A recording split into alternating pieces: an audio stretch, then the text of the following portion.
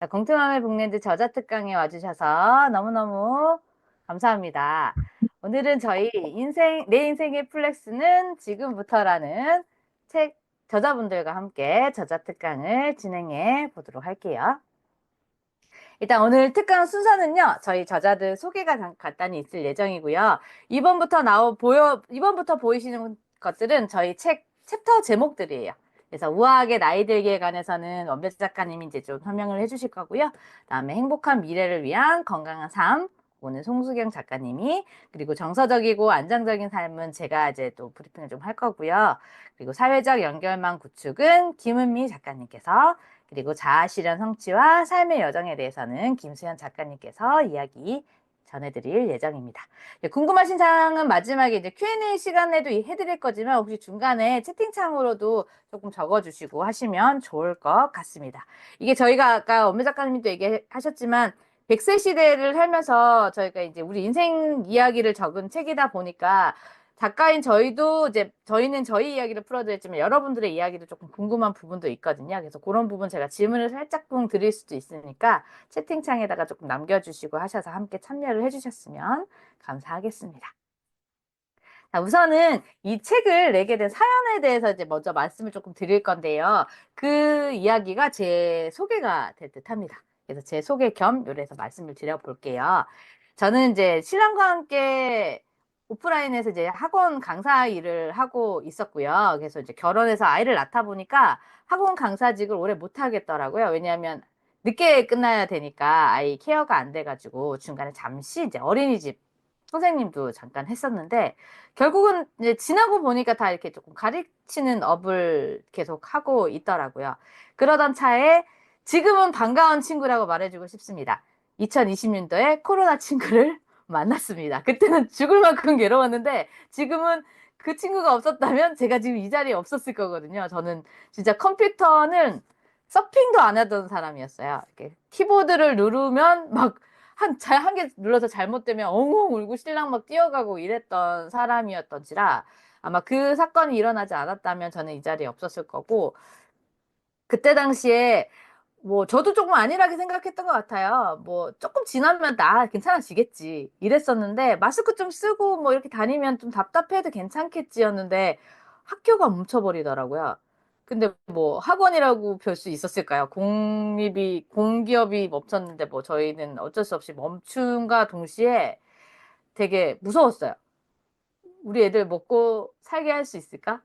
그 걱정이 들면서 제가 아까도 말씀드렸지만 키보드 하나도 못 누르고 잘못 눌러서 엉엉 울던 제가 온라인 쪽으로 뭔가를 돌려야 되겠다. 왜냐하면 저희 애들도 다 막 온라인 수업으로 막 전향이 되고 학원 다니던 것들이 막 이렇게 되니까 저기로 꺾지 않으면 큰일 나겠다라는 생각이 조금 들어가지고 제가 겁없이 뛰어들긴 했는데 도대체 뭐부터 시작해야 되는지 막막했어요. 그러다가 제가 이제 어떤 온라인 카페를 하나 알게 돼가지고 거기에서 이제 좀 활동을 하다가 스텝까지 활동을 하게 됐어요. 그래서 이제 거기에서 이제 뭐 스텝으로서 이제 이런 프로그램을 이제 다루는 방법들이라든지 그런 거에 대해서 조금 많이 배우게 됐고요.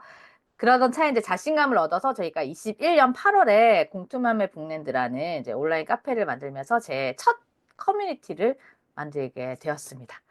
그래서 이제 제 거니까 얼마나 반가웠을까요? 하고 싶은 거 원 없이 다 했습니다. 근데 특히 그때는 제가 습관 관련된 거 이런 거를 조금 좋아해가지고 이제 자기 개발하면 또 왜 그때 막 습관 기르기 이런 거 막 있었잖아요. 그래서 그런 종류도 엄청 많이 했고 책도 그전에는 솔직히 한 달에 한 권도 안 읽었었던 것 같아요. 근데 그 코로나 때문에 이때 여기 들어오고 책을 많이 읽어야 되는 상황이 생기면서 독서에 이제 관심이 가져져서 책도 많이 읽다 보니 이제 독서 모임도 많이 운영을 하게 됐었고요. 그래서 제가 독서 모임을 운영도 했지만 제가 뭐 전문적으로 그때는 배웠던 상태가 아니라서 다른 독서 모임 커뮤니티에도 많이 참여를 했거든요. 예, 거기에서 이제 저희 이 원배 작가님을 만나게 되었죠. 그래서 되게 좀 이따 물어보고 싶은데 제가 어땠길래 제 커뮤니티까지 오시게 된지 좀 물어보고 싶긴 했는데 그러다가 이제 흘러서 이제 제 커뮤니티에까지 이제 오시게 된 거예요. 그래서 제일 처음이었어요. 제가 웬만하면 남자분을 안 받았거든요. 이게 온라인상인데도 너무 무서운 거예요. 남자분을 받는다는 게 내가 어떻게 다뤄야 돼, 이렇게 대화를 해야 되고 이런 걸 해야 될지 몰라서 그랬었는데, 뭐 편안하게 조금 지금 인상 되게 좋으시죠? 편안하게 대해주시기도 했고, 약간 선생님이시라는 그게 조금 마음을 편하게 했던 것 같아요. 아, 선생님이시니까 괜찮겠지. 인성이 괜찮으시겠지. 그런 것도 조금 있었던 것 같아요. 그래서 이제 커뮤니티에서 이렇게 조금 소통도 하고 그러다가 이제 엄연아님이 저한테 내가 글쓰기 이런 거 관심 있다. 그래서 4주 글쓰기 챌린지를 북랜드에서 한번 열어보고 싶다라고 저한테 제안을 해주셔가지고 제가 원래 협업하고 이런 걸 잘 못했던 사람이거든요. 그러니까 원래 아까 들으셨지만 학원 생활을 했고요. 어린이집 생활을 하다 보니까 거기는 다 자기 반 위주로 이렇게 흘러가기 때문에 같이 일을 하고 이런 거는 딱히 생각을 해보지 않았었는데 그렇게 제의를 주셔가지고 저는 책을 읽고 이런 거는 독서는 잘할 수 있는데 글 쓰는 방법까지는 제가 뭐 해드릴 수가 없다. 근데 저희 커뮤니티에 계신 분들에게는 참 좋은 기회가 될 수 있겠다 해서 이제 저희가 협업으로 이제 일을 진행하면서 협력 프로젝트라는 이름으로 이제 그 챌린지를 계속 지금까지도 진행을 하고 있고요. 저도 참여해서 봤지만 글들을 너무 잘 쓰세요.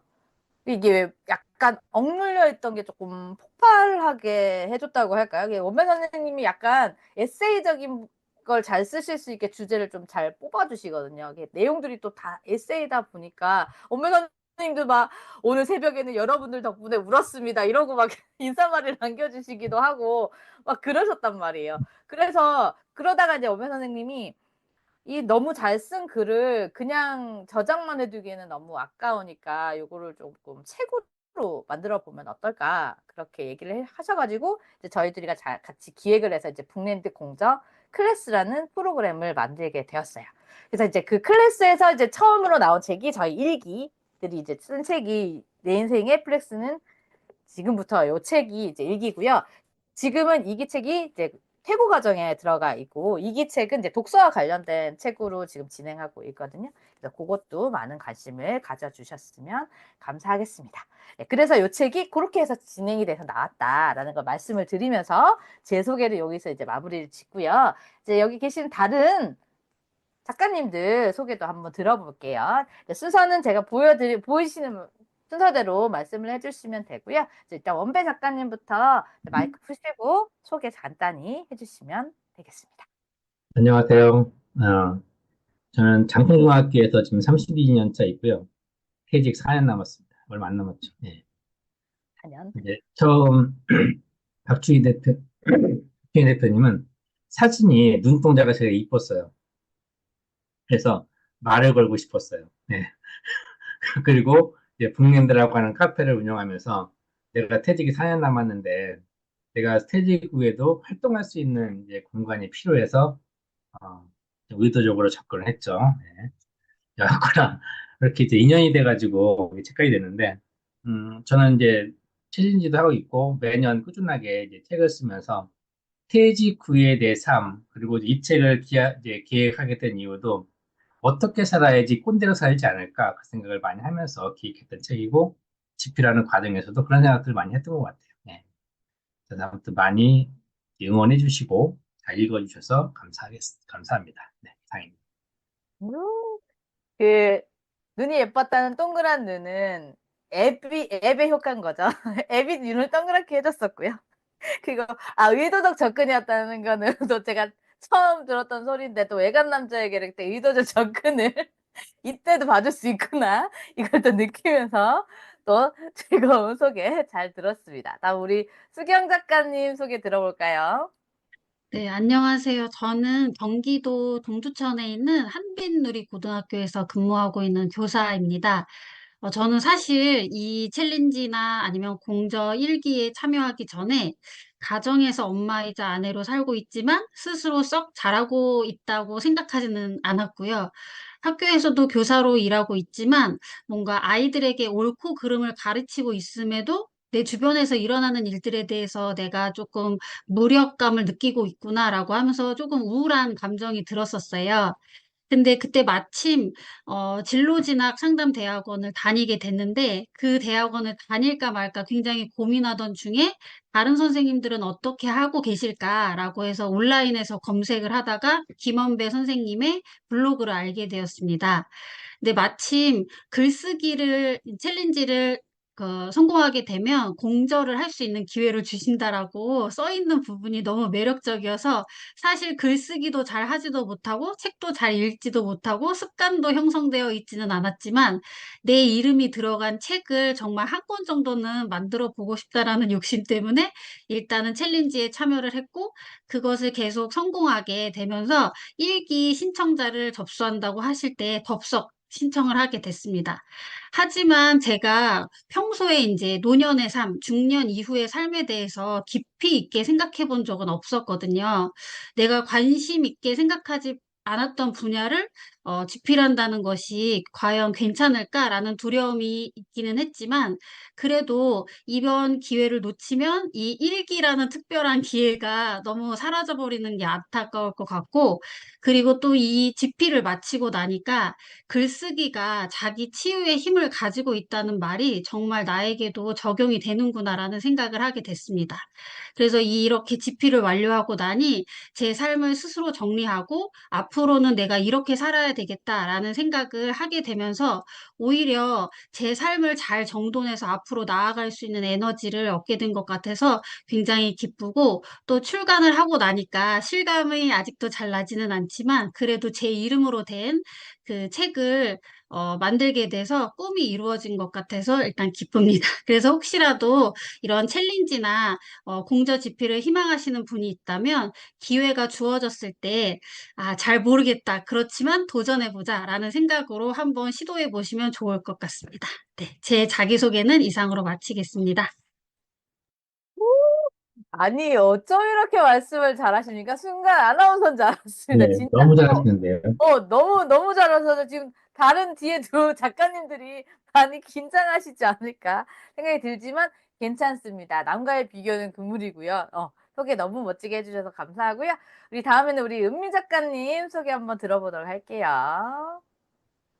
안녕하세요. 저는 경기도 용인에 살고 있는 김은미라고 합니다. 반갑습니다. 다들 저희 공투맘님 제가 그 채팅창, 오픈 채팅창을 항상 눈팅을 하고 있거든요. 거기서 많이 뵀던 분들 이름이셔가지고 내적 친밀감이 굉장히 상승해 있습니다. 혼자서. 저도 역시 저희 우리 박춘희 대표님, 을 그, 갑자기. 그, 부가트 하는 데에서 처음 뵀었어요. 그 부가트 하시는 분을 컨설팅을 해주시는 걸 보면서, 근데 이제 제가 그 컨설팅을 많이 하지 못하고 한 번 하고 나왔는데, 끝나고 나서도 계속 박춘희 대표님이 너무 기억에 남는 거예요. 아까 원배 선생님 말씀하신 것처럼 눈이 땡글땡글 하시고 되게 우리 박춘희 대표님 되게 항상 스마일 하시잖아요. 그래서 그런 모습이 되게 기억에 남아서 계속 오픈 채팅을 보고 있다가 우연히 또 이렇게 글쓰기 챌린지를 시작하신다고 하셔가지고 4주 글쓰기 챌린지 일기를 했었어요. 근데 일기를 하면서 글을 쓰는 것이 생각보다 저는 너무 어려웠거든요.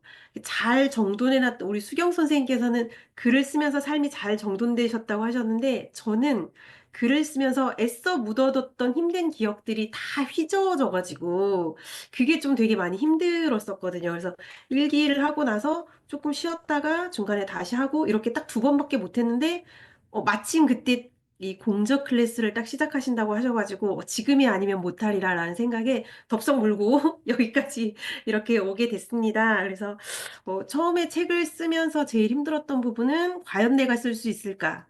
그리고 지금도 너무 바쁜데 할 수 있을까? 내가 뭐라고 쓸 수 있을까? 지금도 바쁜데 시간을 낼 수 있을까? 이렇게 너무 고민이 많이 됐는데, 쓰는 순간순간 오히려 우리 수경 선생님처럼 저도 저 그 노후에 대해서 다시 한번 생각해 보게 되고, 또 저의 삶을 다시 한번 뒤돌아보게 되고, 그런데 아마 지금도 생각하는 것은 혼자였으면 결코 성공하지 못했으리라. 제가 아까도 우리 게스트님들께서 오시기 전에 우리 작가님들께 고백을 했는데, 제 생애 첫 책을 공저로 낼 수 있어서 너무 행복하고 좋다. 저는 지금 용인에서 그 논술을 하고 있는데요. 이 1인 사업장이라는 그 외로움이 생각보다 굉장히 크거든요. 누구한테 상의할 사람도 없고. 그런데 이렇게 책도 혼자서 냈으면 하다가 분명히 넘어졌을 텐데 우리 잘 끌어주시는 원배 대표님이랑 또 우리 공투맘 대표님께서 이렇게 두 분이서 옆에서 계속 지지해 주시고 다른 공저 작가님들도 계속 으쌰으쌰 해주시고 같이 이렇게 퇴고하고 윤독하는 과정에서도 너무 신이 나는 거예요. 쓸 땐 너무 머리를 쥐어 뜯으면서 썼지만 너무너무 신이 나고 정말 그 윤독을 끝내고 집에 가는데 그 정말 학창 시절에나 느껴봤던 날아갈 것 같은 느낌, 그 느낌이 궁금하시다면 글쓰기를 한번 도전해 보시고, 저는 이 글을 쓰면서 가장 많이 느꼈던 것은 책을 쓴다는 것이 꿈을 이루어가는 하나의 수단이 될 수도 있고, 또 우리의 운명을 개척해 나가는 도구가 되는구나. 항상 제가 에필로그에도 썼듯이, 네가 무슨 책이야? 라는 말을 되게 많이 들었는데, 저는 어릴 때부터 책을 내고 싶다고 하면 그런 반응을 들었는데, 제가 기어이 해냈습니다. 우리 우리 공저 작가님들과 함께. 그래서 이렇게 기쁘게 여러분들 앞에 설 수 있게 되어서 너무너무 기쁘고 좋습니다. 감사합니다. 아니, 연습들 하고 오신 거죠? 이렇게 말씀들을 잘하시다니요. 어, 근데 저도 함께 하게 돼서 너무 좋고요. 저도 그 1인 사업가의 외로움 알고 있습니다. 너무 잘 알고 있어서 저도 이거 하면서 많이 이제 좀 풀어내고 저의 진심도 조금 담아낼 수 있었고 그런 기회가 될 수 있어서 더 좋았던 것 같아요. 네, 소개 감사하고요. 이제 마지막으로 우리 수연 작가님 소개 들어볼게요. 네, 안녕하세요. 저는 인천에 살고 있는 김수연이라고 합니다. 하는 일은 한국토론대학에서 공교육에서 초등고에서 아이들을 가르치고 또 뭐 대회가 있으면 심사도 하고 있습니다. 요번 공저책은 외람되게도 세 번째 공저책이고요. 시집을 또 한 권 공저를 냈습니다. 그래서 어, 처음 계기는 저한테는 늘 귀인이란 말과 같이 붙는 우리 김원배 작가님의 어, 그 도움으로 첫 공저책을 내면서 내가 이런 공저를 내도 될까라고 시작한 게 몇 년 전이었던 것 같은데 그 이후에 생각해 보면 참 많이 제 삶이 달라질 것 같아요. 그래서 지금은 남들 은퇴할 나이에 가장 왕성한 활동을 하고 있으며 경제적인 자립도 어 같이 함께 꿈꾸면서 또 다른 또 꿈통령으로 꿈을 꾸고 있습니다. 요번 공저를 내면서 너무 행복했던 건 그 윤덕이었는데요. 저도 그 자리에 함께 하면서 그 시간이 너무너무 행복해서 '와 이렇게 글을 쓰면 이렇게 좋은 사람들을 또 만날 수 있구나. 언제까지 함께하고 싶다.'라는 욕심을 좀 크게 품었습니다. 그래서 글을 쓰는 과정에서 이렇게 또 좋은 분들을 만나서 또 감히 사랑을 또 속삭일 수 있다는 게 저한테는 가장 큰 생애 선물이지 않을까 생각합니다. 이상입니다. 감사합니다. 와, 우리 선생님 아까 시집 내셨다고 했잖아요. 나중에 책 공저책 한번 보시면 저분 글은 되게 진짜 감수성이 팍팍 들어가 있는 느낌이 많이 드실 거고요. 그리고 저도 이제 윤독 얘기하시니까 우리가 왜 이렇게 윤독에 좋다고 하고 친해질 수 있었지를 생각해 보니까 저는 수연 선생님 몰랐지만 그 글을 진짜 몇 번을 계속 읽으니까 진짜 오래전부터 알고 지낸 언니 같은 느낌이어서 그랬지 않았을까 하는 생각이 좀 들기도 하고 지금 여러분들의 작가님들이 말씀하셨죠. 왜 할까 말까 내가 할 수 있을까 그렇게 고민들을 하셨다고. 저도 마찬가지였는데요. 그때 떠오르는 단어 하나, 말 하나가 떠오릅니다. 할까 말까 고민이 될 때는 그냥 해라. 그래서 저희가 그냥 해서 이 결과까지 오지 않았나 하는 생각이 들어요. 그래서 여기 계신 분들도 고민을 만약 하고 계시다면 꼭 도전해 보시길 바라겠습니다. 네, 그럼 이제 저희 본격적으로 저희 책 이야기 좀 해보도록 할게요. 자, 첫 번째 챕터는 우아하게 나이 들기라는 챕터이고요. 이제 첫 번째로는 제가 처음에 제가 시작할 때도 말씀드렸지만 저희 이야기도 저희 이야기지만 여기 오신 여러분들의 이야기도 조금 듣고 싶어서 질문을 먼저 드려보고 갈게요. 우아하게 나이를 든다는 건 여러분들한테 어떤 의미인지 한번 생각해 보시고 채팅창에 한번 남겨봐 주시겠어요? 요거 여기 계신 작가님들도 한번 남겨봐 주셨으면 좋겠어요. 이게 우아하다는 게 딱 범위가 정해져 있는 게 아니기 때문에 사람마다 해석이 다를 것 같고요. 나이를 든다는 의미도 사람마다 조금 다를 것 같습니다. 여러분들은 우아하게 나이 든다는 게 어떤 의미실까요? 이 챕터에서 우리 원배 작가님께서 50 이후에 다시 태어나다라는 제목으로 글을 써주셨어요. 그래서 원배 작가님한테는 우아하게 나이 든다는 게 어떤 의미인지 이야기 한번 들어보도록 하겠습니다. 원배 작가님 부탁드려요. 제가 이제 2012년도에 처음 진로교사가 되면서 제 삶도 180도 바뀐 계기거든요. 그래서 그때가 46이고, 그래서 이제 진로교사로서 적극적으로 활동하던 시기가 이제 50대 시작되면서인데, 그래서 지금까지 살아오면서 50대를 가장 열심히, 가장 휘황찬란하게 살고 있지 않을까?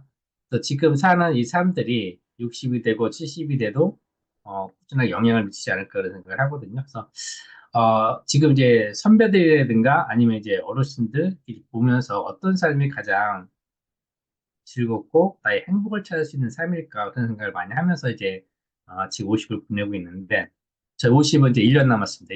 1년 동안 더 열심히 해서 그래서 이 챕터는 우아하게 나이 들기인데 중년 이후의 삶을 어떻게 사는 것이 정말 우리에게 행복과 즐거움일까 그런 생각을 많이 했어요. 그래서 저 같은 경우에도 이제 50대에 정말 많은 일들을 하면서 지금 살고 있거든요. 그래서 이 50대에 정말 즐겁게 내 삶을 사는 것 같고 지금의 이러한 즐겁게 사는 사람들이 결국에는 내 노년까지 쭉 연결되지 않을까? 40대에는 죽음에 대해서 고민하고 불안하고 그런 마음을 가졌다면은 50대에는 내 삶을 좀 더 몇 살까지 살지 모르겠지만 그때까지 한번 열심히 내가 못 해봤던 것을 하면서 살아보자. 저는 이제 독서하고 글 쓰는 목적이 내 뇌를 깨우게 해볼까 그 생각을 하는 거거든요. 그래서 지금까지 꾸준하게 제 목표가 이제 80세까지 100권을 쓰는 게 목표인데 100권을 쫙 펼쳐놓고 그걸 바라보면서 이제 삶을 정리하는 그게 마지막 꿈입니다. 그래서 어떤 삶이 정말 나에게는 행복일까, 즐거움일까? 그러한 이제 여러 작가님들의 그런 이제 삶에 대해서 썼던 챕터가 이 우아하게 나이 들기고요. 그래서 삶을 균형 있게 산다는 것, 그리고 우리 인간의 세포 중에서 뇌세포가 가장 길대요. 이 전환 시기가. 그래서 이제 60년은 돼야지 뇌세포가 완전히 다 바뀐다고 하더라고요. 그래서 60세가 넘으면은 아기가 되어가시는 분들이 많잖아요. 그렇죠? 그래서 60세가 넘으면서 공부를 더 많이 해야 된답니다. 그래야지 다시 나이가 올바른 성인이 된다는 얘기죠. 하여튼 뇌과학자가 그랬어요. 아무튼 무하게 산다는 거는 내가 하고 싶은 것을 그리고 주변 사람들에게 피해가 되지 않는 꼰대 소리도 듣지 않는 그런 삶이 아닐까라는 생각을 합니다. 이상입니다.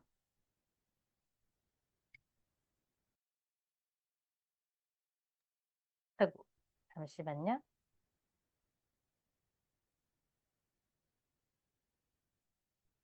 네, 잘 얘기해 주셔서 감사해요. 꼰대 소리를 듣지 않는, 내가 하고 싶은 것을 하면서 피해를 주지 않는 꼰대 생활을 하기 위한 게 우아하게 나이 들기라고 생각을 하셨네요.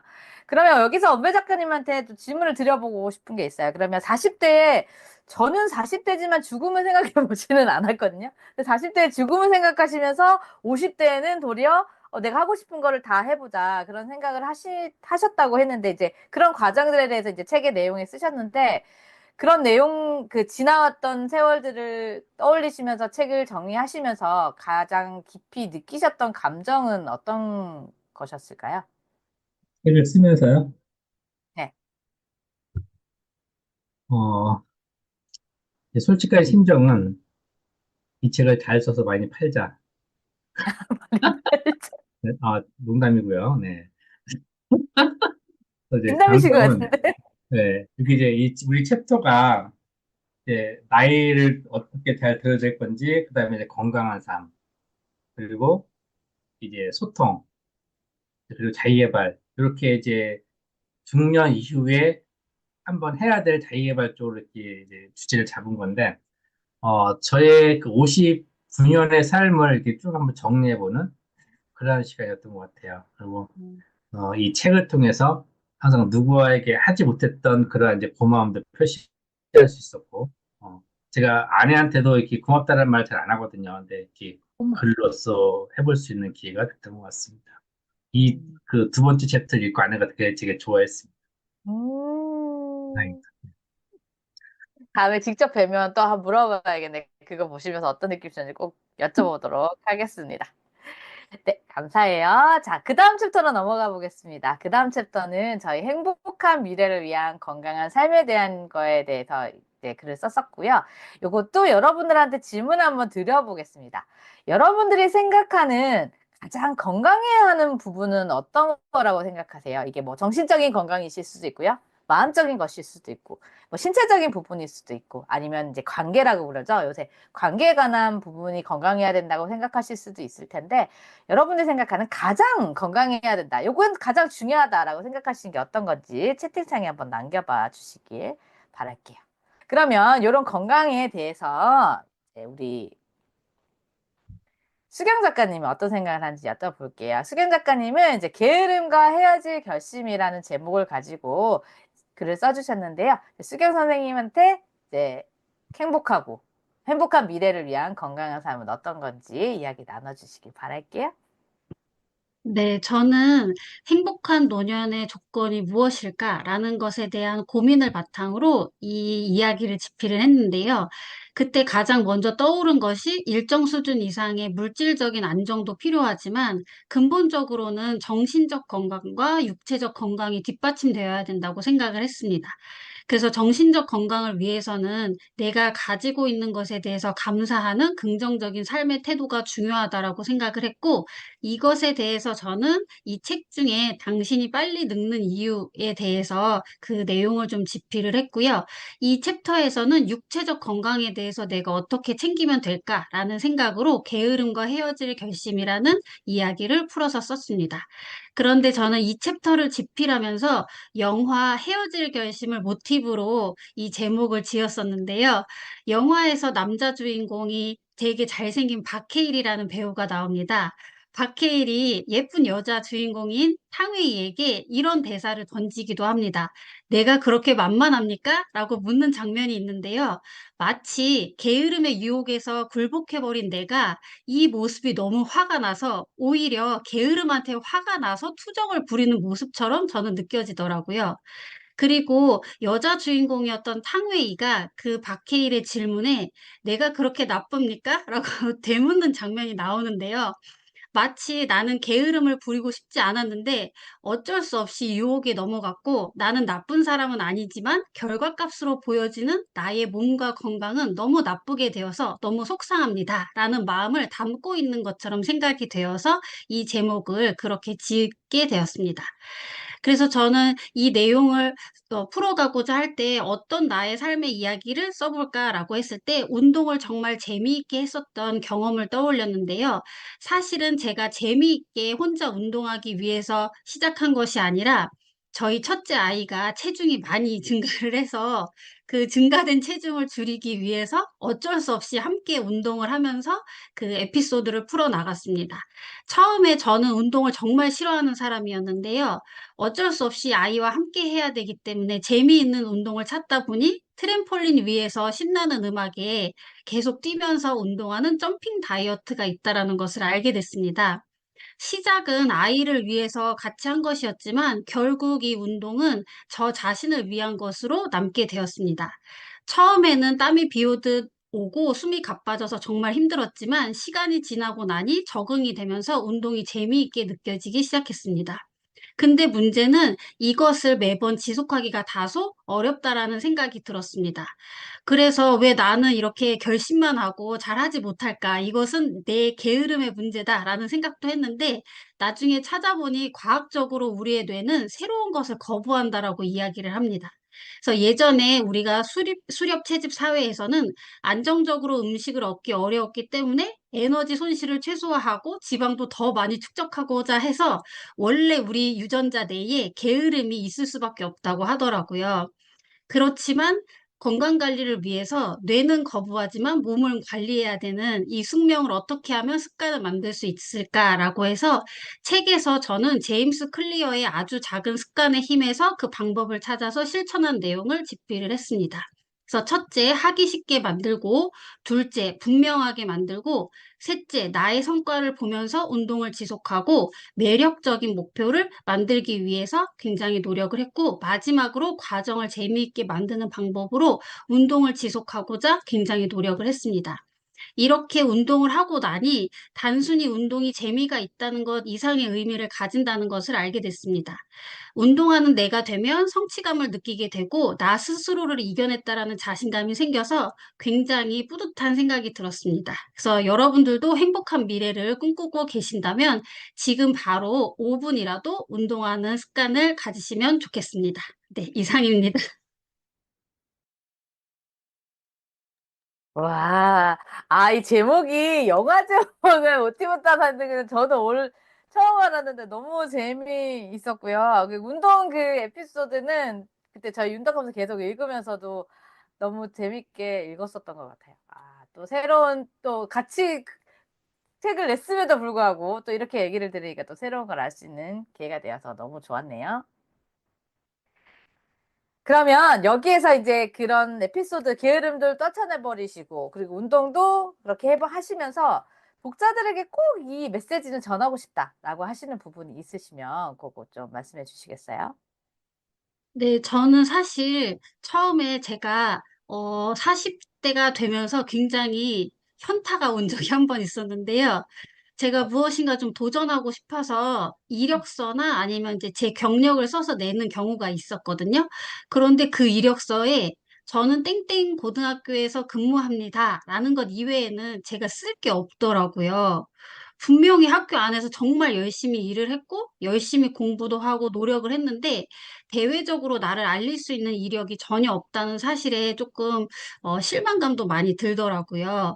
그래서 혹시라도 노년을 준비하신다고 한다면 현재 직장은 물론 외부 활동을 많이 늘리셔서 내가 다른 곳에서도 능력을 많이 발휘할 수 있다라는 것을 알릴 수 있는 기회가 있다면 그 기회도 함께 잡으셔서 여러 가지 다양한 활동을 하실 것을 추천을 드립니다. 네. 네. 와, 예전에는 진짜 왜 엄마 아빠한테 얘기 많이 왜 정년퇴임 이런 걸 당연하게 생각하셨고, 그죠? 지금 분명 열심히 사셨음에도 불구하고 지금 이 시대에는 또 한 가지만 가지고는 또 어필할 수 없는 세대다 보니까 또 이런 얘기를 해주시지 않나 생각이 듭니다.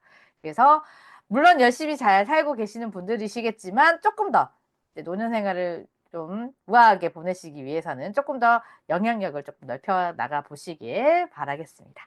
네, 얘기 나눠주셔서 감사해요. 자, 다음 챕터로 넘어가 보겠습니다. 다음 챕터는 정서적이고 안정적인 삶에 대한 챕터이고요. 이것도 이제 여러분들한테 한번 질문을 드려볼게요. 스스로 가장 안정감을 느낄 때는 언제인지 궁금합니다. 여러분들 언제 안정하다고 느끼시나요? 네, 저는 이 챕터는 이제 제가 말씀을 드릴 부분이라서 여기 저도 이제 답변을 남겨볼게요. 저도 제가 어떨 때 가장 안정적이지? 라고 생각을 해봤는데 저는 MBTI에서 극 J형입니다. 계획을 짜지 않으면 몸이 움직여지지가 않는 사람이에요. 그래서 계획대로 제가 계획을 세운 대로 이게 일이 착착착착 진행이 되어야 저는 안정감을 느껴요. 그런데 살면서 그 계획이 첫 번째로 완전히 상상할 수 없을 정도로 틀어진 게 그 코로나였어요.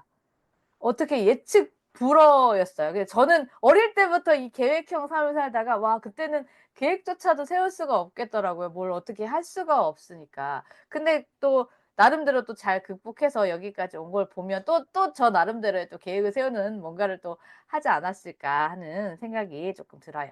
그래서 제가 이 챕터에서는요. 어떻게 그렇게 꾸준히 열심히 하실 수 있나요? 라는 제목으로 이 책을 썼는데요. 이때 원래 제목이 이게 아니었는데 이게 수경 그 작가님이 제가 하시는 이제 프로그램을 참여하시면서 밑에 제가 이 참여하시는 분들이 저한테 가장 많이 해주셨던 말이거든요, 이 말이. 그래서 그 예시로 제가 이 글을 썼었는데, 이거를 제목에 넣으시는 게 가장 맞으시는 것 같다라고 해서 그때 제가 제목을 변경해서 이렇게 진행을 했었던 것 같아요. 그래서 아까도 말씀드렸지만 이제 코로나 사건이 터지고 불안한 상태에서 제가 붙잡을 수 있었던 건 온라인 세상이었는데, 온라인 세상 역시 제가 접해보지 않았기 때문에 어떻게 해야 되지? 라고 이렇게 좀 막막하던 차에 제가 이제 온라인 카페에 들어가서 이제 활동을 했다고 말씀드렸잖아요. 거기서 이것저것을 배우고 이제 제가 원래 배우는 것도 또 계획하에 배우는 걸 좋아했기 때문에 그래서 이것저것 배우면서 커뮤니티 이제 운영이라는 걸 해보겠다 이제 목표를 삼고 리더가 되었는데, 이게 저에게 이런 걸 알려주셨던 선배님들이 꼭 하셨던 얘기가 있어요. 네가 노력한 바가 있으니 절대 그냥 하지 말고 꼭 수익화를 이루라고 얘기를 하시는 거예요. 근데 제가 고개를 절레절레 했어요. 아니, 내가 전문가도 아니고 이제 막 배워가지고 이렇게 알려주는 건데 저분들 다 알고 있는 걸 수도 있는데 내가 뭘 알려줄 수 있을까? 그래서 처음에는 그 한기를 듣고 진짜 한기를 흘렸죠. 그러면서 유료 모임은 꿈도 꾸지 않았습니다. 그래서 무료 모임으로 굉장히 많은 무료 모임을 진행을 하면서 뭐 무료로 진행을 하긴 했지만 제가 어쨌든 알려드려야 되는 부분이 있으니까 저는 또 저에 대한 투자로 또 돈을 들여서 뭔가를 배우고 그걸 또 알려드리고 그래 이런 식으로 내가 조금 성장해 나가면 되지라는 생각에 그렇게 커뮤니티를 운영을 했었거든요. 그걸 한 1년에서 2년 정도 한 것 같아요. 그래서 아까 원 없이 제가 프로그램을 다 해봤어요 말씀드렸던 이유가 돈 부분이 제가 고민이 없었으니까요. 그냥 내가 하고 싶으면 열면 됐었고 함께 하시는 분들이 있는 게 행복했고 그랬었어요. 그런데 저는 또 성실하기도 하고 꼼꼼한 면도 있어서 그걸 잘 캐치해서 이렇게 또 끌고 나가는 부분도 너무 재밌어서 열심히 했는데 진짜 그 선배님들 말처럼 어느 날 현타가 오더라고요. 재미가 없어지기 시작했고요. 막 번아웃이 와서 다 때려치고 싶고 지금 이불 밖에서 나오고 싶지 않다 이랬던 적도 있었던 것 같아요. 그래서 너무 힘들다. 도대체 이유가 뭘까를 했는데 2년이 지났잖아요. 그 선배님들 말을 제가 까먹고 있었던 거죠. 그래서 돌아봤더니 제가 뭐 무료 모임을 운영하든 유료 모임을 운영하든 나는 나한테 계속 투자를 해야 되는데 뭐가 없는 거예요. 투자할 건덕지가 없는 거예요. 그리고 2년 사이에 저만 나이를 먹었을까요? 저희 아이들도 나이가 먹고 학원비는 들 대로 들어가야 되고 뭔가가 이제 또 생기기 시작하는 거죠. 그래서 이러면 안 되겠다. 그런데 내가 이때 동안 이렇게 왜 정이라 그러죠, 한국 사람들은. 그런 걸 가지고 내가 이렇게 모임을 이끌어 나가고 했었는데 이걸 어떻게 내가 그러면 나도 수익화가 돼서 좋고 그분들도 별로 이렇게 불편하지 않은 그런 걸 생각할 수 있을까를 고민을 하다가 그런 제 모습이 보였는지 함께 해주시는 분들이 저한테 동기부여가 되는 말들을 조금 해주시더라고요. 그런 거 고민 안 하셔도 된다. 충분히 많이 해주시려고 하는 거 보인다고 본인들 눈에도 보이니까 안 그러셔도 되고 맨날 뭐가 부족하다라고 하시는데 웬만한 사람들보다는 많이 알고 계시니까 걱정하지 마세요. 그리고 지금 알고 계신 것만 알려주셔도 주위에 모르시는 분들한테 많은 도움이 될 거라고 얘기를 해주시더라고요. 그때 제가 그 말을 듣고 정말 뒤통수를 한 대 딱 맞은 느낌이었어요. 제가 약간 완벽주의자 성향도 있거든요. 제이다 보니까. 그래서 무슨 생각을 했냐면, 내가 다른 분한테 배워서 이걸 완벽하게 숙지를 해서 이분들한테 완벽하게 전달해야지. 이 생각을 하고 있었던 거예요. 근데 정작 이분들이 필요했던 건 제가 처음에 왜 키보드 하나 잘못 눌러서 엉엉 울었던 것처럼 이분들은 지금 이 눈앞에 닥치니, 컴퓨터 화면이 이상해. 이거를 풀려면 버튼 뭘 눌러야 돼요가 궁금한 건데 저는 막 본질적인 얘기를 하고 있죠. 이걸 나아가면 막 어떻게 해야 수익화를 하는지 알고 막 이런 얘기를 하고 있는 거예요. 근데 그러니까 이분들한테는 전혀 와닿지 않았었던 거죠. 그래서 제가 그 동기부여 해주신 그 말씀을 듣고 처음에 저를 조금 돌아봤던 것 같아요. 내가 제일 처음에 왔을 때 어떤 게 가장 도움이 돼서 좋았지? 그런 거를 조금 돌아보면서 다시 원점으로 조금 돌아가기 시작했던 것 같아요. 그래서 그 대상을 진짜 초보이신 분, 이 버튼 하나만 알려줘도 너무 도움이 많이 되실 분인 쪽으로 이제 방향을 틀기 시작했고요. 그래서 알려드리는 건 저는 어렵지 않았는데 문제는 그거였어요. 초보이신 분들이요, 대부분 자꾸 초보란 얘기는 그 프로그램 잘 안 다루신다는 얘기거든요. 그 얘기는 한 번 하고는 돌아서서 잊어먹으세요. 근데 또 미안해서 저한테 다시 물어보시지도 못하는 거예요. 그런데 이걸 진행을 하시려면 다시 물어보셔야지 또 이걸 하실 수가 있는 부분이잖아요. 그래서 제가 그럼 이걸 어떻게 하면 좋을까? 그래서 무료 특강을 하기 시작했는데 이것도 특강은 지나가 버리면 끝이고. 그래서 또 영상을 만들어 드려봤어요. 그랬는데 영상도 또 볼 때는 기억이 나고 좋은데 지나면 또 안 보이시는 거죠. 그래서 이게 우리나라는 약간 주입식이어야 되고 눈에 보여야 되는 교육들을 받았잖아요. 그래서 제가 그때 한 게 전자책을 쓰는 거였어요. 그러면 옆에 아예 책을 펴놓고 컴퓨터나 이런 걸 따라 하시면 조금 더 편하실 수 있겠다라고 해서 제가 첫 책이 이제 노션에 관련된 책으로 제가 전자책을 냈거든요. 근데 그때 ISBN이라는 방법을 알아가지고 제가 유페이퍼에 등록을 했는데 그게 작년 1월이었어요.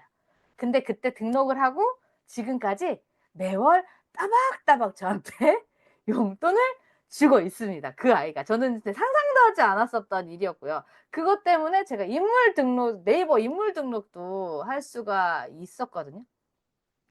그래서 이게 내가 생각 전환을 어떻게 하냐에 따라서 내가 이렇게 수익화가 제가 원래는 이렇게 막 가르쳐 드리고 그걸로 왜 수업료를 받고 이것만 생각을 했지 다른 쪽으로는 생각하지 않았는데 그분을 이제 도와드리는 방법에서 전자책까지 생각이 된 거고 그걸로 제가 또 수익화를 얻고 있으니까 이게 내가 생각을 조금만 돌려 먹어도 이제 서로에게 좋은 방법이 될 수 있겠구나를 조금 깨닫게 되었고요. 그런데 문제는 다른 데서 터졌습니다.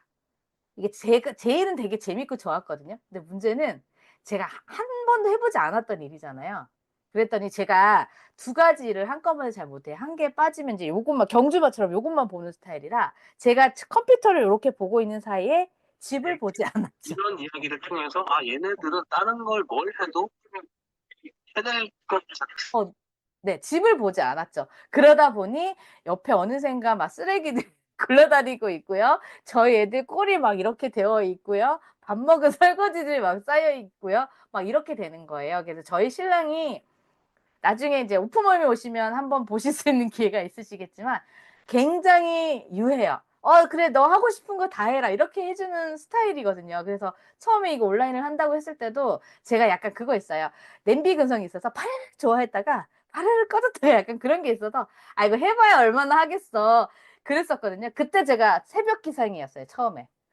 제가 무슨 맨날 7시 반에 일어나던 애가 4시에 일어난다고 알람을 진짜 수십 개를 맞춰놨어요. 우리 신랑이 제발 좀 줄이면 안 되겠냐. 막 그럴 정도로 그랬었는데 그게 벌써 제가 지금 4년이 다 되어 가고 있어요. 그러다 보니까 생각보다 끈기 있는 면도 있구나 이 얘기를 하더라고요. 그러다가 이제 제가 이제 아까 전자책을 막 발행하고 이제 ISBN도 받고 뭐 이러다 보니까 이제 블로그도 점점 크기 시작했고요. 인스타그램도 커지기 시작했고 이제 네이버에 제 이름을 치면 뭔가가 나오니까 이런 것들이 지금 생각해 보시면 저희 애들이 가장 검색을 많이 하는 것들이거든요. 거기에 엄마가 나오는 게 되게 신기했었나 봐요. 저희 신랑도 그랬고.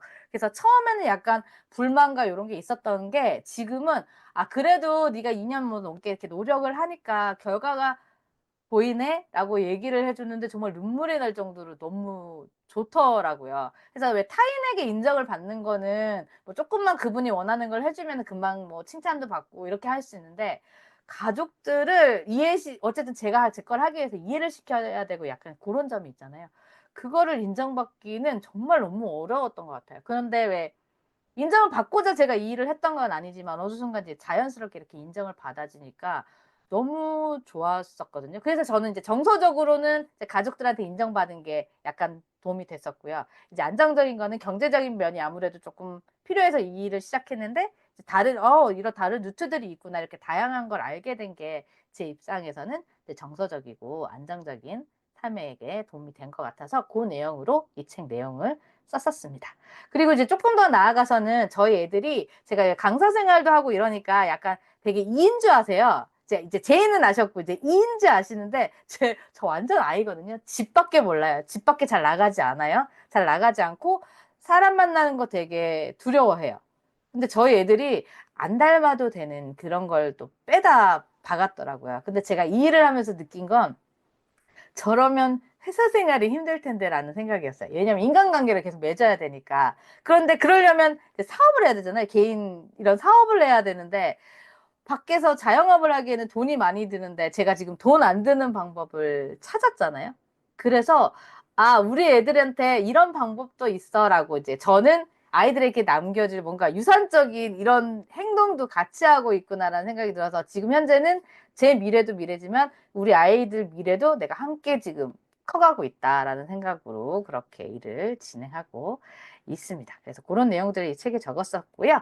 그리고 이제 요거는 질문을 제가 고전에 다 드린 내용이라 만약에 제 인생에서 놓치고 싶지 않은 소중한 순간이 뭐냐고 물으신다면 아까 제가 말씀드린 그 부분이요. 가족들한테 인정받는 게 가장 놓치고 싶지 않았던 부분인 것 같아요. 그래서 물론 제가 지금 리더분들을 알려드리고 있지만 다 고민하세요. 신랑을 어떻게 이거 지금 컴퓨터가 몇 번 노트북이 접히면서 부서질 뻔하고 막 찍자는 소리도 나온다고 하고 방문 문 닫으면 문 부신다고 하고 왜냐면 주문 같은 걸 하면 문을 닫잖아요 저희가 대부분 문을 부신다고 하고 막 이런 얘기가 나오고 있는데 도대체 이럴 때는 어떻게 해야 되나요? 라고 물어보시길래 제가 딱 두 가지 얘기했어요. 하나는 가족들한테 내가 얼마나 절박해서 이러고 있는지를 꼭 설명을 해줘라.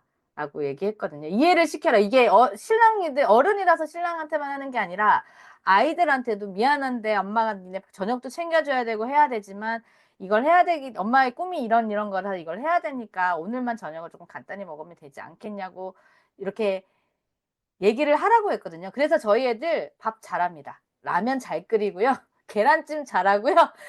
이제 제가 없어도 먹고 살 수 있을 만큼 제가 해놨어요. 애들이 엄마 이제 그만 알려주면 안 돼. 왜 자꾸 집을 떠날 것처럼 이렇게 자꾸 알려주냐고 그렇게 얘기를 할 정도로 했는데 어쨌든 아이들도 이제 조금 생활에서 조금 성장을 한 것 같아서 조금 좋은 부분이 있고 신랑을 조금 무마시킬 수 있는 방법은 여기에서 내가 10,000원을 벌던 10만 원을 벌던 왜 예전에 왜 첫 월급 타면 부모님들한테 빨간 내복 사주잖아요. 그런 느낌처럼 투척을 해라고 했어요. 당신이 이해해준 덕분에 내가 많이 벌지 못했지만 이만큼 벌 수 있었어 하고 투척을 해주고 그럼 그 실력이 못 쓰거든요. 그 얼마나 보이잖아요. 얼마나 노력했는 돈인지. 그래서 그렇게 해주면 조금 이런 생활들이 조금 유해질 거라고 제가 말씀을 드렸거든요. 그래서 가정과 일 모두 놓치시고 싶지 않다면 이렇게 약간 여우 같은 표현법을 쓰셔가지고 가족도 원활하게 진행을 하시면 될 것 같다고 저는 이제 말씀을 드려보고 싶습니다. 네, 그 다음 이제 챕터 넘어가 볼게요. 그 다음 챕터는 사회적 연결망 구축에 대한 이야기입니다. 이것도 이제 여러분들한테 한번 질문을 드려볼게요. 내가 소속되어 있는 곳들을 한번 먼저 생각을 한번 해보시겠어요? 이게 가정일 수도 있고요. 뭐 직장일 수도 있고 아니면 뭐 모임일 수도 있고요. 그런 소속된 곳을 한번 생각해 보시고 그 안에서 내가 맡고 있는 역할들에 대해서 한번 채팅창에 남겨봐 주시겠습니까? 어떤 역할들을 맡고 있을까요? 그러면 요 챕터에서 이제 오늘도 만나러 갑니다라는 제목으로 이제 은미 작가님이 글을 써주셨어요. 그래서 은미 작가님한테는 사회적 연결망 구축이 어떤 식으로 진행이 되셨는지 한번 이야기 들어볼게요. 네. 저는 이 챕터를 쓰면서 제가 아이들이 지금은 이제 청소년이거든요. 근데 저희 아이들이 굉장히 어릴 때를 한번 생각해 봤었어요. 그때는 저희 아이들이 이제 그 학교도 다니기 전에 미취학 아동일 때 어린이집 다니기도 전 그때는 정말 이렇게 항상 한 번 외출을 하려고 하면 기저귀 챙겨야 되고 물티슈 챙겨야 되고 이유식 챙겨야 되고 그리고 애들 혹시나 다칠까 봐 아이들한테 신경 쓰고 이래서 외출을 한번 하는 것이 누구를 만난다 이런 의미가 아니라 정말 할 일을 해치운다 약간 이런 의미였거든요. 그러다가 이제 아이들이 자라고 더 이상 물티슈와 이유식을 챙겨 다니지 않을 때 두 손이 자유로운 그것 너무 행복한 거예요. 그리고 항상 이렇게 아기띠를 메고 다녔는데 아기띠도 더 이상 벗어 던질 때 아기띠를 이렇게 막 둘이나 키우느라고 정말 낡기 낡은 그 아기띠를 막 접어서 쓰레기통에 버리면서 얼마나 희열을 느꼈는지 모릅니다. 그리고 아이들이랑 이렇게 같이 있을 때가 너무 행복하고 즐겁고 좋았지만 너무 어른의 말이 하고 싶은 거예요. 아이들하고는 항상 예쁜 말, 깨끗하고 좋은 말, 이런 말들을 많이 하게 되잖아요. 아유, 우리, 응, 땡땡이가, 우리 춘이가 그랬죠? 누가 그랬어? 아, 우리 춘이 잘했다. 이런 것들을 많이 얘기하다 보니까, 나의 본질이 점점 사라져 가는 것 같고, 그래서 이렇게 좀, 이렇게 애기 엄마 같은 아이 친구들 엄마 외에는 사실은 뭐 만남을 가지지 않았었거든요. 그때는 지금처럼 인터넷이 발달하지도 않았고, 그래서 굉장히 이렇게 침체되고 침체되는데, 이제 아이들이 어린이집에 다니기 시작하니까, 어, 너무 자유로운 거예요. 햇살이 이렇게 아름다웠나? 내 손이 이렇게 가벼웠나? 아무것도 들지 않는 이 삶의 무게요. 깃털처럼 가벼운 삶의 무게요. 이러면서 너무 그 행복했던 그 시절이 좀 떠올랐어요. 그래서, 생각해 보면 어린 시절에는 나에게 주어진 만남이라는 것이 그냥 정말 주어진 거잖아요. 부모님이라던가 형제들을 내가 선택할 수 없고 그냥 주어진 환경 안에서 그냥 이렇게 살다가 결혼 유일하게 이제 제가 인생에서 가장 중요한 타인으로 선택할 수 있는 게 배우자인데, 이렇게 배우자를 선택해서 너무 행복하게 살았지만, 아이가 태어나는 순간 그 아이가 태양이 되고 우린 그 중심을 보는 행성이 되어버리잖아요. 그래서, 이게 또다시 주어진 삶의 굴레에 갇혀 있다가, 이제 그 모든 것들을 다 깨고, 이제 경단녀가 되었다가 이제 사회로 나오기 시작하는 그 순간의 삶들을 저는 떠올리면서 제목을 오늘도 만나러 갑니다. 이렇게 했거든요. 이건 주체적인 만남이죠. 누가 등 떠밀어서도 아니고, 의무도 아니고, 그냥 정말 나의 마음이 끌려서, 내가 너무 하고 싶어서 가고 싶어서 하는 그런 만남들. 근데 물론 그 초창기의 만남들이 지금까지 유지되는 만남도 있고, 그렇지 않은 만남도 있고, 뭐 1년마다 한 번씩 이렇게 다 다르게 되는 그런 만남들도 있지만, 결국은 제가 이렇게 꿈을 이루고 성장하는 데 있어서 가장 중요한, 뒷받침, 백은 그런 소소한 만남들이 아니었을까, 이런 생각들을 하면서 이제 이런 제목을 짓게 되었고요. 제가 이제 여기 책에 소개한 걸 보면, 대부분 저도 다른 사람들처럼 노년이 될수록 만남의 기회가 좀 줄어들고 좀 정리하고 왜냐면 만남은 필연적으로 돈이 들잖아요. 아까 우리 춘희 대표님 말씀하셨던 것처럼 뭔가 이렇게 나에게 들어오는 돈이 우리에게 기쁨을 주지 나가는 돈은 시간이 흐르면 현타가 오거든요.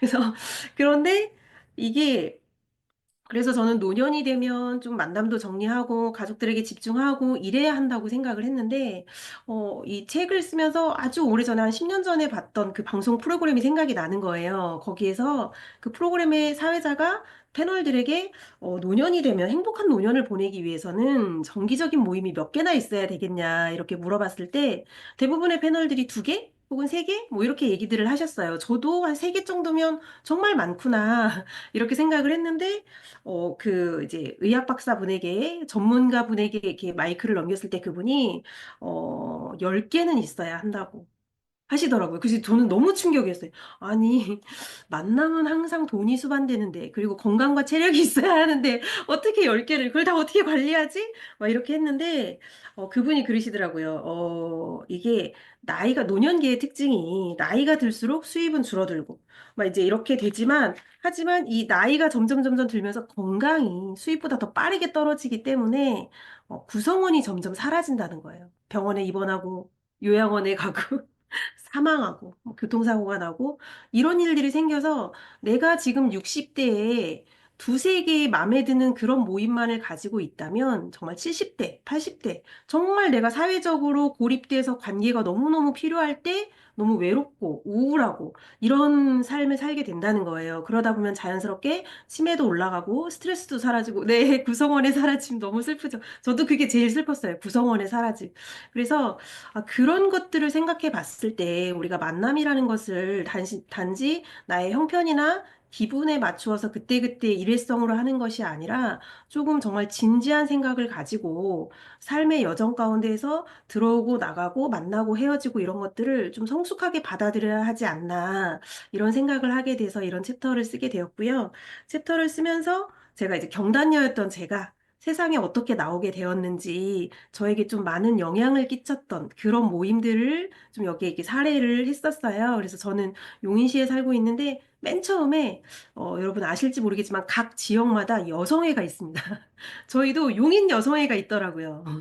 그래서 몰랐는데 용인 여성회에서 미디어 강사 양성 과정을 한다는 거예요. 그런데 이런 정부에서 지원하는 이런 모임들의 특징은 일단 비용이 저렴하고 거의 무료거나 아주 저렴하거나 그리고 강사진이 정말 훌륭해요. 그 분야의 전문가, 탑티어들 뭐 이런 분들을 섭외를 하셔가지고 이렇게 강의를 해주시는데 그런 강의를 들으면서 너무 살 것 같았어요. 아, 이게 어른의 세상이지. 그래, 이런 언어, 이런 고급진 어휘 너무 그리웠어. 우쭈쭈 말고, 맘마 말고. 이러면서, 그래서 너무 재밌게 이렇게 또 되게 좋은 시간을 보냈지만, 그런 재밌고 좋은 만남도 영원하지 않더라. 시간이 흐르니까 가치관이 맞지 않는 사람들이 또 걸러지게 되고, 또 더 긴밀해지는 친밀감이 형성되기도 하고, 이러면서 그런데 제가 20대에는 이렇게 만나고 헤어지는 것에 너무 이렇게 조금 상처도 받고 더 같이 오랜 시간 하고 싶은데 왜 우리의 관계가 끊어지지? 내가 뭘 잘못했나? 이렇게 좀 원인을 저에게서 찾았다면 나이를 들면서 그냥 그게 삶의 자연스러운 현상이구나. 이렇게 좀 받아들이게 되면서 제가 이제 글을 쓰면서 가장 많이 들었던 생각은 그거였어요. 만남이나 관계를 돌아보면서 제가 이렇게 아무리 좋은 관계여도 영원할 수 없다는 것. 그러니까 그것에 너무 헤어짐에 슬퍼하지 말고 생각해보면 예를 들면 우리 박준희 대표님을 예로 들자면 이 세상에 76억의 인구가 있는데 박준희 대표님을 아는 사람이 몇 명 없잖아요? 그 안에 제가 있다는 것이 얼마나 행복하고 즐거운가. 그것에 좀 초점을 맞추면서 살아가기로 했어요. 그러니까 만남이 되게 부담되지 않고 너무 즐겁고 행복하더라고요. 그래서 여기 안에는 이제 그 때와 장소에 맞는 온라인 모임이라던가 오프라인 모임 이런 것들이 있고 또 아까 우리 춘희 대표님처럼 저도 코로나를 통해서 온라인 모임이 이렇게 다양하게 형성이 된다는 게 너무 좋은 변화더라고요. 그래가지고 그 오프라인 모임이 얼마나 또 장점이 있는지 그런 것들 저의 사례들을 가볍게 넣어놨으니까 여러분들도 여러분들의 만남 내 여성에 찾아보세요. 구미 여성에 그래서 찾아보시고 도움이 되시고, 그 어떤 만남들이 다 우리의 최종 종착지는 아니겠으나, 우리가 원하는 그곳으로 데려가는 징검다리가 된다는 것을 여러분들이 늘 기억하셨으면 좋겠습니다. 아, 감사합니다. 또 그 와중에 또 구미 여성회를 네. 찾아주신 발빠른 우리 대장님 덕분에 또 여러분 많은 분들이 또 웃어주시고 가시네요. 여성회 한번 꼭 찾아봐서 한번 저도 해봐야 되겠고, 아까 그 얘기 너무 감동이었어요. 이 많은 사람들 중에. 인연이죠, 인연. 저희 지금 여기 와주신 분들과도 그 많은 모임 중에 또 이 시간에, 또 지나가 버리면 과거로 돌아갈 이 시간에 또 함께 할 수 있어서 너무 좋습니다. 그럼 우리 의미 작가님한테 한번 질문을 드려보고 싶어요. 예전에는 이런 삶을 그러면 안 사셨잖아요. 그럼 과거에 자신에게 하고 싶은 말 한마디. 네, 제가 아까 처음에 작가 소개할 때도 잠깐 말씀을 드렸지만, 과거의 자신이라고 하면 이제 저는 여기서 특별히 책을 쓰고 있는 저 자신에게 얘기를 하고 싶은데요. 이렇게 얘기해주고 싶습니다. 여러분들께도 해드릴게요. 겁먹지 마. 넌 결국에는 성공해. 그러니까 기쁘게 해. 제가 글을 쓰면서 너무 걱정을 많이 해가지고 글을 쓸 수 있을까? 책이 완성될까? 너무 겁을 냈는데 시간이 흐르고 보니 결국은 성공했잖아요. 그러니까 제 스스로가 너무 정말 기특하고 예쁜 거예요. 조금 더 예쁘게 받아들일 수 있게 되고 그래서 그런데 이제 한 가지 아쉬운 거는 그 순간 내가 너무 전전긍긍하며 살지 않았나. 그러니까 어쨌든 꿈꾸는 그것이 시간이 흐르고 포기하지 않는다면 시간이 흐른 후에는 결국엔 이루게 되니까 그 조금 힘들어 보이는 그 과정을 조금 더 기쁘게 즐겼으면 좋겠다. 저뿐만 아니라 여러분 모두 기쁘게 즐겨주세요. 지금 여러분은 꿈의 길에 서 있습니다. 와, 표현이 너무 멋지십니다. 또, 오배사님 또 얘기하시겠는데요. 빨리 개인저서 내세요. 이렇게 얘기하실 것 같아요. 기다리고 있겠습니다. 네, 감사해요. 자, 다음 이제 드디어 마지막 챕터입니다. 자아실현, 성취와 삶의 여정이라는 파트인데요. 여러분들은 자아실현을 이루었을 때 내 모습을 한번 상상해 보시길 바래요. 지금 꿈도 좋고요. 자아실현을 했을 때, 나는 지금 이런 삶을 살고 있을 것 같아. 라고 하고 있는 그 상상했던 모습을 한번 표현해 봐 주시겠습니까? 채팅창에. 어떤 모습을 꿈꾸시고 계실까요? 자, 요 부분에서는 저희 사랑이 가득하신 우리 수연 선생님 있습니다. 제목도 보이시죠? 사랑밖엔 난 몰라라는 제목으로 어떤 자아실현 성취를 꿈꾸시고 계시는지 우리 수연 작가님 이야기 들어보도록 할게요. 네. 앞에 작가님들이 너무 말씀을 잘하셔서 부담은 되지만 짧게 해 보겠습니다. 저는 지금 생각해 보니 7년 전에 김원배 작가님을 만났는데요. 그때가 제 인생의 가장 칠흑이었던 음 시절이었던 것 같아요. 그때부터 어 정말 끊임없이 소상공인의 삶을 남편이 선택하고 경제적으로도 그렇고 굉장히 뭐 힘든 상황을 거쳐서 이제 오늘 2025년 올해 환갑이 되었습니다. 제가 이렇게 젊어 보이지만 환갑입니다.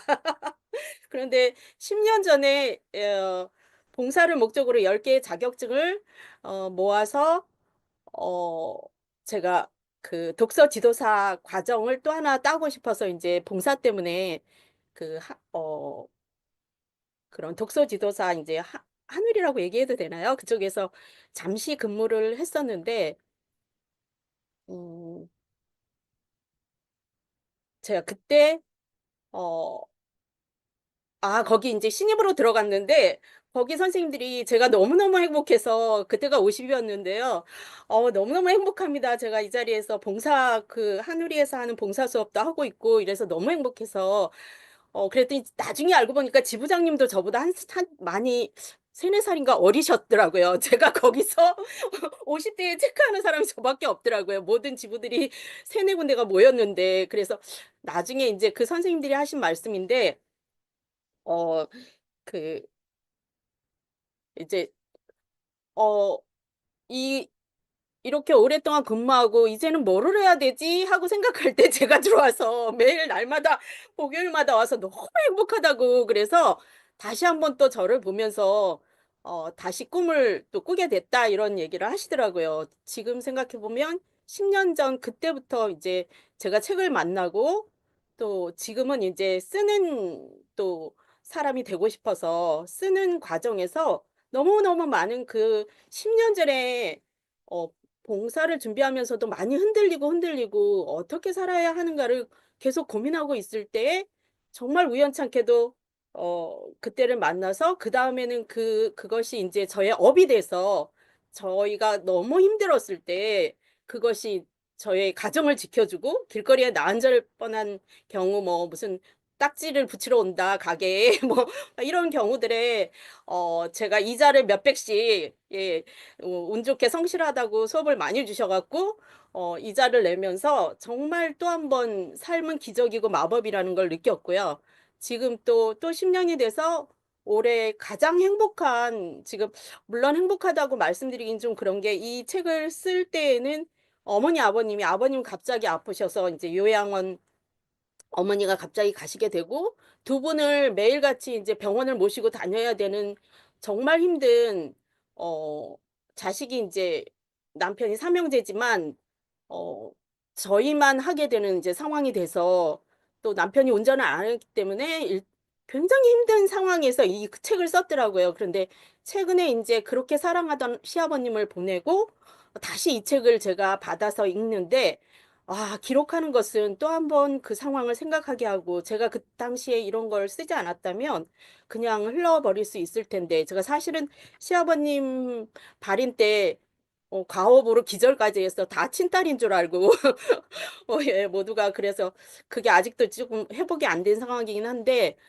매일 생각만 하면 너무 눈물이 나오고 그런데 어 사랑밖에 몰라서 너무 행복한 것 같아요. 시부모님을 사랑할 수 있다는 거 지금 어머니가 구박을 참 많이 하셨는데 그럼에도 불구하고 어머니를 사랑할 수 있고 이제 우리 뭐 형님이 안 오시지만 밉지 않고 그래서 누구를 미워할 시간도 없다는 게 저의 가장 큰 달란트인 것 같고 그래서 지금은 이제 그거를 학교 수업으로 연결해서 학교에서 가장 말썽 피우는 아이들을 위해서 제가 가고 그들에게 해피 바이러스라는 꿈통령으로 다가갈 수 있는 이런 기적 같은 하루하루를 선물하는 과정에서 또 읽고 쓰는 것까지 보태어진다는 이런 일들이 야 가능하구나. 20년, 또 앞으로 10년은 제가 정말 어떤 일을 하면서 정말 선물같이 주어진 이 생을 살아야 될까 정말 써야 합니다.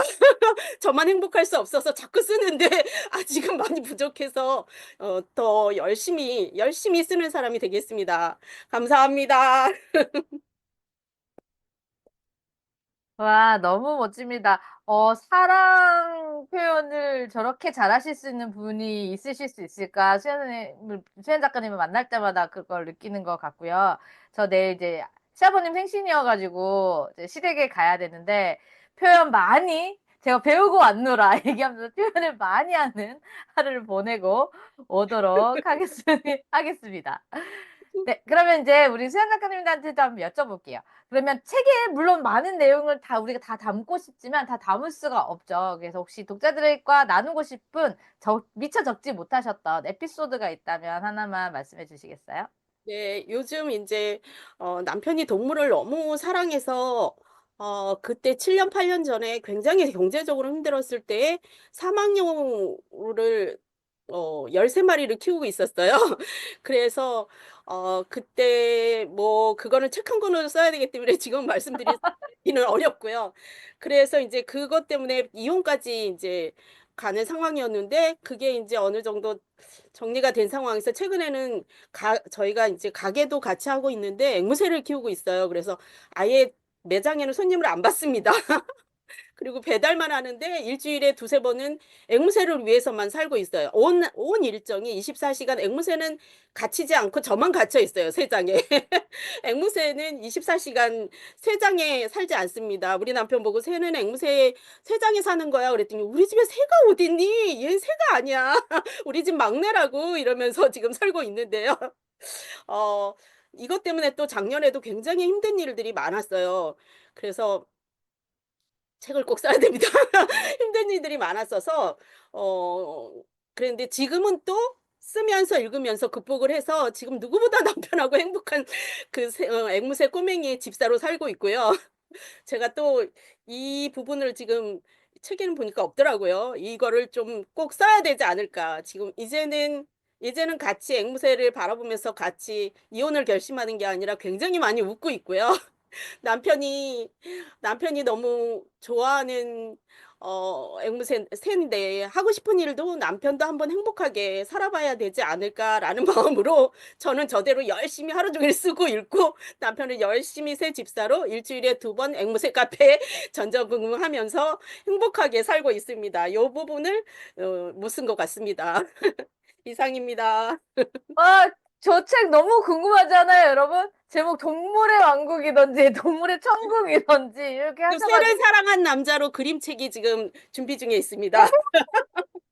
멋지십니다, 멋지십니다. 와, 역시 이 모든 삶은 기록을 남겨야 된다는 걸 우리 선생님을 보면서 다시 한번 느끼는 시간인 것 같습니다. 꼭 기다리고 있을게요.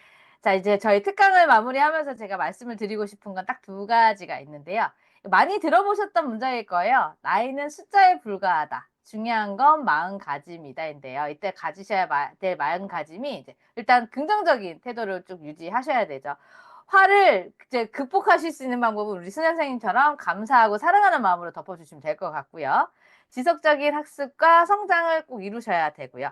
그다음 건강한 생활 습관도 만드시고 의미 있는 관계도 구축해 주시면 좋습니다.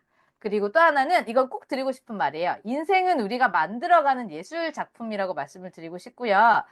우아함은 솔직히 외모가 아닌 내면에서부터 시작이 돼야 된다고 생각해요. 그래서 나이 듦을 축복으로 여긴다는 거는 조금 뭐 어떻게 보면 나이 드는 게 뭐가 이럴 수 있지만 나이도 아무나 드는 게 아니잖아요. 세월이 흘러서 든다는 느낌보다는 그 사이에는 수많은 경험과 수많은 또 저희가 이뤄낸 업적들을 들고 가는 거기 때문에 축복으로 여길 수 있을 것 같고요. 그리고 매 순간을 소중히 여기며 살아가는 것이 진정한 우아함이 아닐까라는 이야기를 여러분들한테 남겨드리고 자, 오늘 저자 특강을 마무리해 볼까 합니다.